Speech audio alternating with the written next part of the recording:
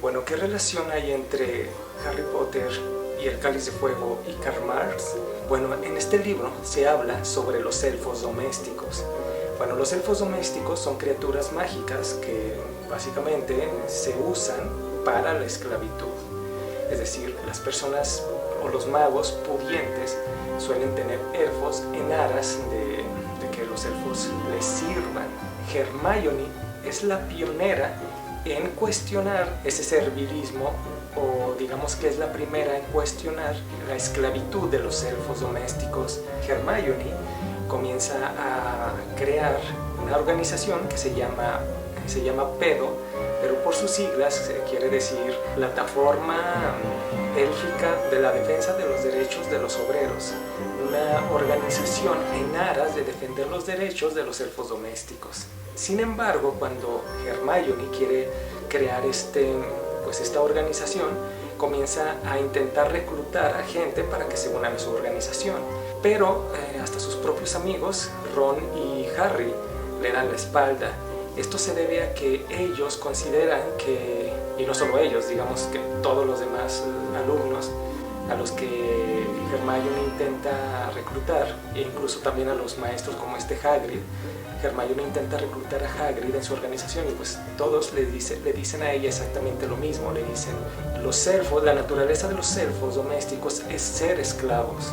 Entonces, si tú les quieres dar derechos como un salario o días de descanso, pues los elfos lo van a tomar mal, los vas a hacer infelices, porque los elfos son felices siendo esclavos. Obviamente para los elfos ser vistos como trabajadores sería algo así como una herejía, sería como un insulto para ellos. Pues bien, resulta que Dobby, ya todos sabemos que Dobby era el elfo doméstico de Lucius Malfoy, y una vez que Dobby se libera, comienza a buscar que se le pague por su trabajo, y no solo que se le pague, sino también que tenga días de descanso. Eso, por cierto, es algo muy mal visto por los demás elfos que trabajan en Hogwarts. Cuando se dan cuenta de que Dobby quiere pues un salario por su trabajo, o que quiere días de descanso, pues todos los demás elfos pues se le quedan viendo como si fuera un paria, como si fuera un descerebrado, un demente. O sea, no solo los magos, sino también los propios elfos creen que la naturaleza de ellos, de los elfos domésticos, pues es ser esclavos. El único elfo que no lo cree así pues es Dobby, y la única maga que no lo cree así es Hermione.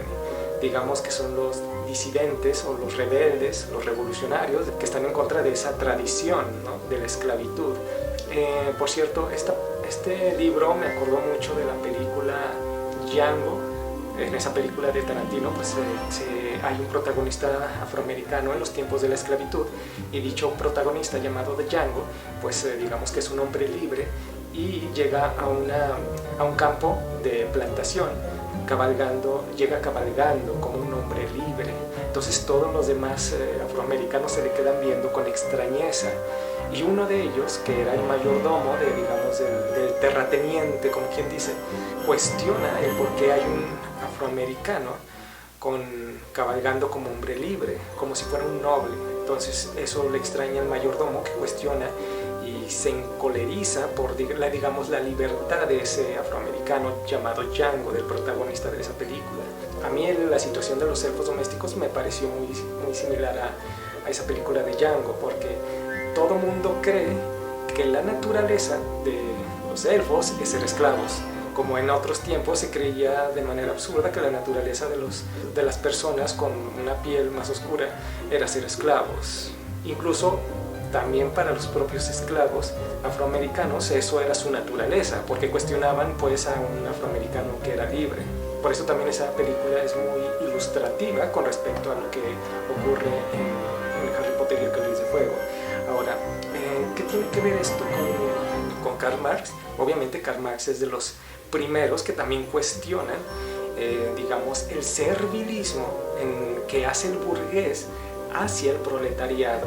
Y bueno, a Marx siempre se le asocia con el comunismo, ¿no? A Marx siempre se le asocia con el manifiesto comunista, que es un panfletito de 50 páginas.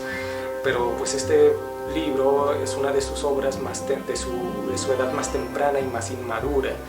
Y todo el mundo cree que Marx está equivocado por este librito, pero su obra más madura es El Capital. Y aquí no habla de comunismo, aquí habla del capitalismo. De hecho, no existe en la historia de la humanidad un mejor crítico del capitalismo que Marx.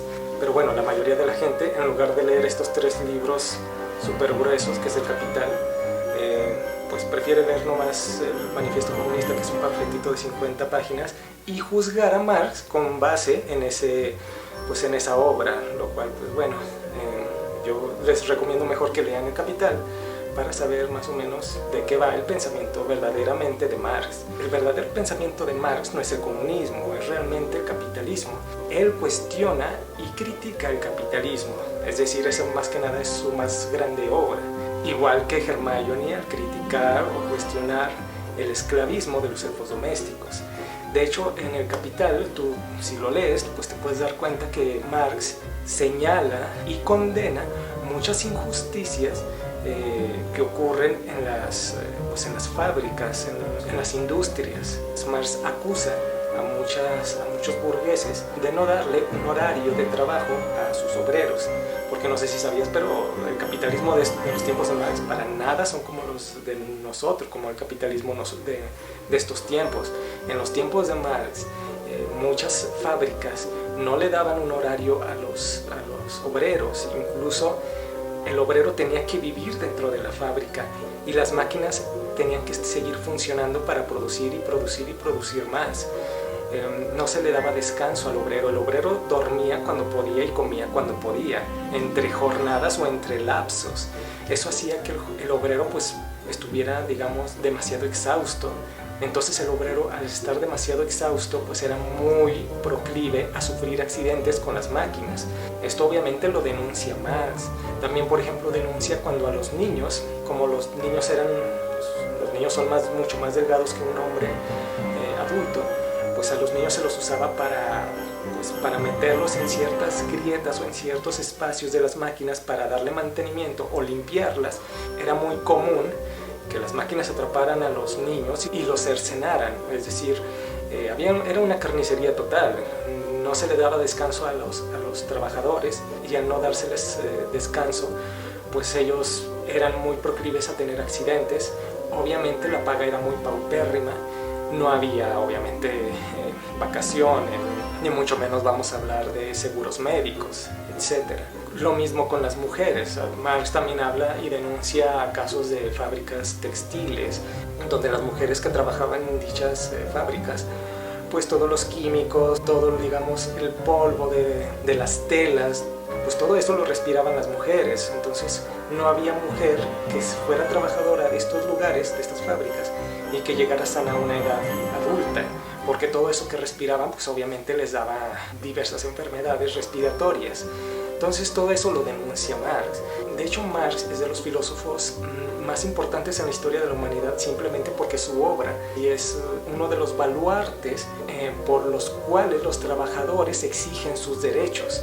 La mayoría de los filósofos, sus contribuciones son especulativas y teóricas, pero realmente Marx lo que hace sí es una contribución práctica para que los trabajadores exijan derechos. Y es por eso que los trabajadores tienen vacaciones, tienen un salario fijo, tienen un horario fijo, tienen derechos tales como prestaciones, seguro médico, etc.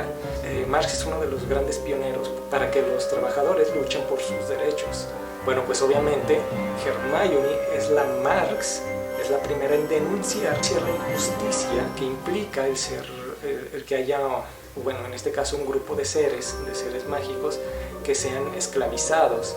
Bueno, no me sorprendería pues que Hermione sea la estudiante más inteligente de todo Hogwarts, porque digamos que su revolución intelectual está en contra totalmente de lo preestablecido. Todos, absolutamente todos, hasta sus amigos, le dan la espalda. Entonces, por lo anteriormente dicho, pues vemos que Hermione se puede decir que es la Marx de Hogwarts.